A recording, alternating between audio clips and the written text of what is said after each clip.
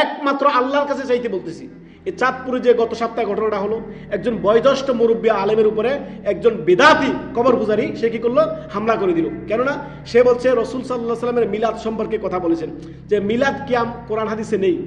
আবার সে দলিল দিচ্ছে আপনার আল্লাহ রাব্বুল আলামিন সূরা আপনার আহজাবে বলেছেন, ইন্নাল্লাহা ওয়া মালাইকাতুহু ইউসাল্লুনা আলান নবী ইয়া আইয়ুহাল্লাযীনা আমানু সাল্লু আলাইহি ওয়া সাল্লিমু তাসলিমা। ঠিকই তো আছে, আল্লাহ তাআলা আল্লাহ রাব্বুল আলামিন বলেছেন নবী সাল্লাল্লাহু আলাইহি ওয়াসাল্লাম দুরূদ পাঠ করতেছে, তো আমরা দুরূদ পাঠ করতেছি না?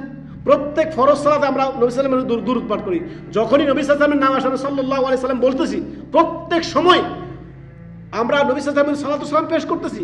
এটাই তো দুরূদ, তাই না? এর বাইরে আর কি দুরূদ? একদল আছে কি আপনার যখনই আপনার ইয়া নবী সালাম আলাইকা করে টান দিবে, নবী সাল্লাল্লাহু আলাইহি ওয়াসাল্লামের নাম আসলে দাঁড়িয়ে যাও, কি হয়েছে? নবী সাল্লাল্লাহু আলাইহি ওয়াসাল্লাম তাশরীফ নিয়েছেন। শিরকি কুফরি আকীদা এটি। এই শিরকি কুফরি আকীদা থেকে আমাদের আলেমে দ্বীন তাকে আপনার জনতাকে সতর্ক করেছে।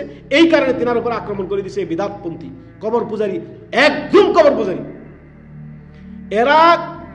এটা হচ্ছে নিকৃষ্ট কুফরি আকীদা যে নবী সাল্লাল্লাহু আলাইহি ওয়াসাল্লামকে হাজির নাজির মনে করবে।